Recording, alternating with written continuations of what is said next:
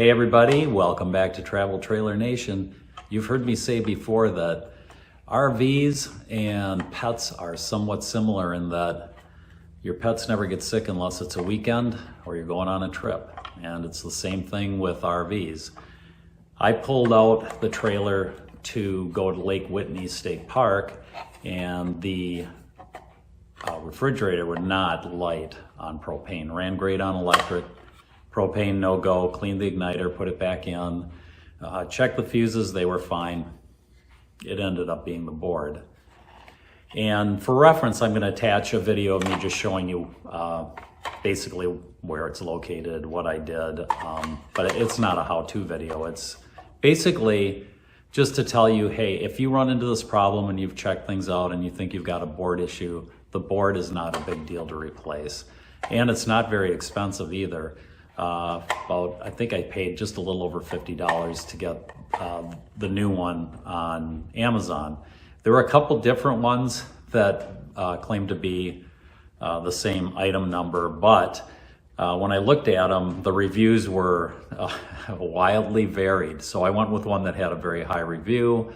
I came home and within 10 minutes, I had that board in. That's how fast you can do it, 10 minutes. And my refrigerator's working great. So anyway, for reference, here's the video. Hey everybody, welcome back to Travel Trailer Nation. I'm going to show you something I just did and may come in handy for you if you have refrigerator issues where you can't ignite on gas. And when I say that, I don't mean, you know, you haven't purged your lines or any of that, but you've got propane going to it, you just can't get it to spark. The igniter doesn't work. That was my problem. I'll show you what I did. It's not rocket science. So all I've done is made it so that I can move this out of the way, and for some reason it's always a little bit hard to get this end off. Not sure why. Okay.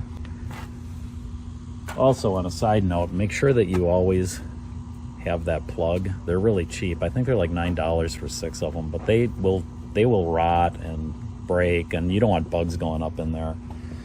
Okay, this right here is where your board is. And now I've got a 6226 refrigerator. I believe that's the model number. There is an inline fuse down here. That's a 3 amp. There is also a fuse inside that's, at least in my old board, there was.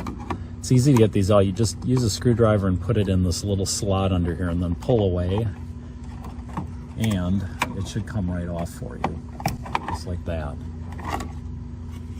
Now, I did do some troubleshooting and I was pretty sure it was the board. So a new board, and I will put a link below, is I think it was like 50 bucks basically. Taking all these connections off and putting them back on again is not a big deal. Some of them are a little bit hard to get off, but it's not impossible. The board will also have writing next to each wire that says what it's for, so you'll want to double check that as you switch to a new board. My board was identical, except it's new and improved, which I don't know what that means, but hopefully it means it's going to last longer than 7 years. One screw here at the top will loosen the board, and then there's just a slot here that you have to swing the board up, and on this side it goes up, this side goes in, pull the board out, swap your wires.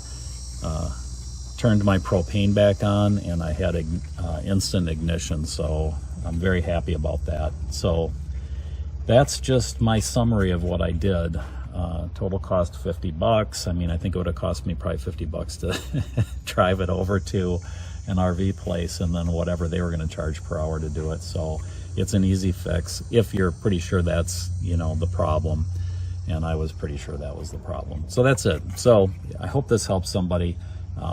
I guess if nothing else, I want to say this is not a big job, so you shouldn't be afraid to tackle it. But I will also say this: cut all your power off, 12 volt, 120, get it all cut off, because you will get a shock.